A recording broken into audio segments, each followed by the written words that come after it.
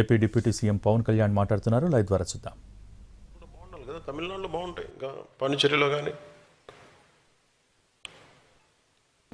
ఒక ఒక నిర్ణీతమైన ఒక పర్టికులర్ సంఖ్యాబలం ఉన్న జనాభాకి ఎన్ని హాస్పిటల్స్ ఉన్నాయి మనకి. గవర్నమెంట్ హాస్పిటల్స్ ఏవి పనిచేస్తున్నాయి? గవర్నమెంట్ హాస్పిటల్స్కి ఒక ఎంఆర్ఐ స్కాన్ ఇస్తే అది మెయింటైన్ చేయగలుగుతున్నారా లేదా?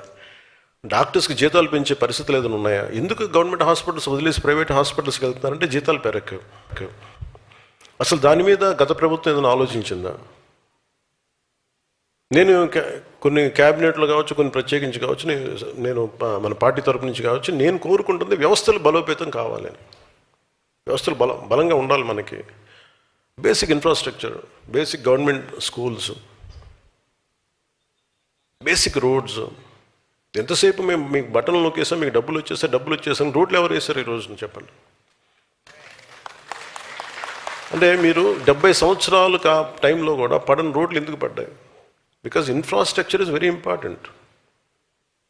ఒక రోడ్డు లేకపోతే ఊరి నుంచి ఎలా బయటకు వస్తాం? ఆ తర్వాత ముందు అసలు రోడ్లు ఇన్ఫ్రాస్ట్రక్చర్కి మనకి డబ్బులు పెట్టుబడి పెట్టడం మానేసాం. ఒక నీళ్లు, ఒక పైప్ లైన్ వేసి ఒక నీళ్ళు ఇవ్వాలి అంటే దానికి ఒక పెద్ద స్కీమ్స్. మన మధ్యన పాటిల్ గారు కూడా, మన సిఆర్ పాటిల్ గారు కూడా జలశక్తి మినిస్టర్, ఆయన గురించి ఆయనతో మాట్లాడుతూ ఉంటే అసలు బేసిక్గా నీళ్ళు ఇవ్వాల్సిన బాధ్యత మీదే కదా, రాష్ట్ర ప్రభుత్వాలది కదా, మాకు సంబంధం ఏంటన్న.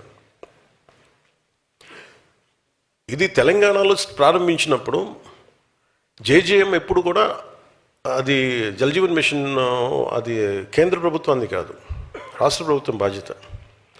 కాకపోతే ప్రభుత్వాలు బాధ్యత తీసుకొని బేసిక్ మన మౌలిక సదుపాయాల గురించి పని చేయకపోతే మటుకు ఎన్ని ఉచితాలు ఇచ్చినా ఇంకోసారి ప్రజలు రారు. అది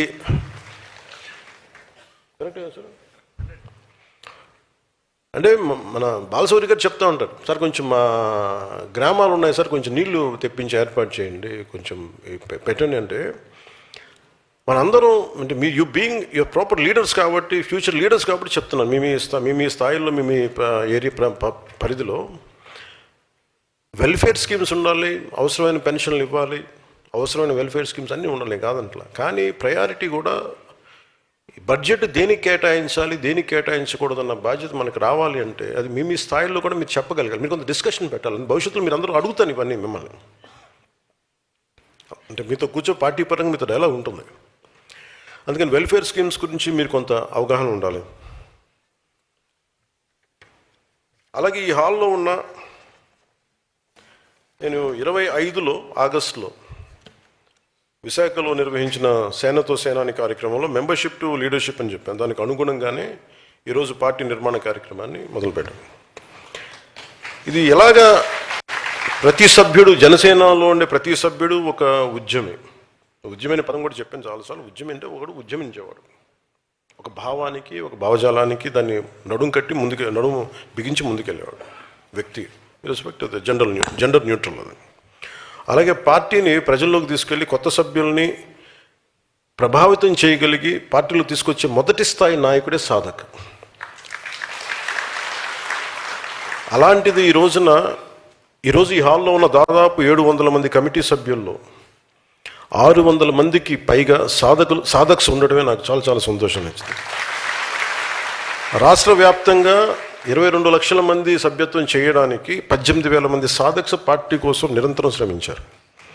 సో మీరందరూ ఇప్పుడు నాయకత్వం నిరూపించుకునేందుకు మొదటి ఘట్టాన్ని మీరు పూర్తి చేశారు. సభ్యత్వ నమోదు కార్యక్రమం ద్వారా క్షేత్రస్థాయిలో మీ నాయకత్వ సామర్థ్యాన్ని మీరు నిరూపించారు. ఇప్పుడు తదుపరి అడుగు వేయాల్సిన సమయం వచ్చింది. ఈ నాయకత్వాన్ని సంస్థాగత నిర్మాణం దిశగా ఎలా మార్చాలన్న ఆలోచననే ఈ కార్యక్రమానికి మేము శ్రీకారం చుట్టాం.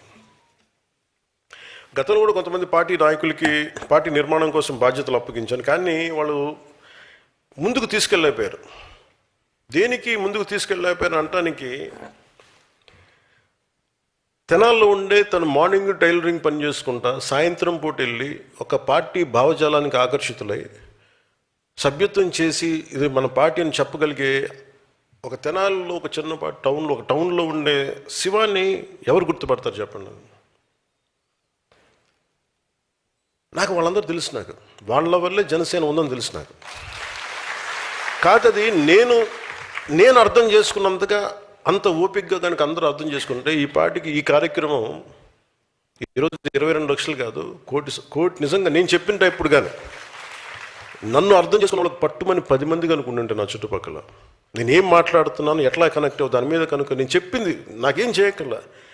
నేను చెప్పింది తూచా తప్పకుండా పాటిస్తే ఈ పార్టీకి నేను చెప్తాను కదా, తక్కువలో తక్కువ జనసేనది 1 కోటి మంది సభ్యత్వం ఉండేది ఈరోజు. కాదే అర్థం చేసుకోవడం టైం పడద్దు. అంటే ఎవరితో మాట్లాడాలి, ప్రతి చిన్నపాటి వీధురుగాలికి చెదిరిపోయే సమూహం మనకు అవసరం లేదు. అంటే గంగిగోవు పాలు గరిటె ఉంటే చాలు మనకి, బిందెడు గాడిద పాలు ఉంటే ప్రయోజనం ఏంటి మనకి. సో నేను అనుకుంటుంది జనసేనకి నమ్మిన వాళ్ళు 18,000 మంది సాధకులు. ఒక దీంట్లో ఎంతమంది నిలబడతారు ఎన్ని ఇంకా మనం ఫిల్టర్ చేస్తే కనీసం ఒక 5,000 మంది ఉన్నారనుకోండి. 5,000 మంది, do think it's a small army? ఒక 100 మంది కూర్చోబెట్టి మాట్లాడితే సమూహాలు కదిలిపోతాయి, నిలబడాలి దానికి. అలాంటిది 18,000 మంది సాధకులు ఉన్నారు.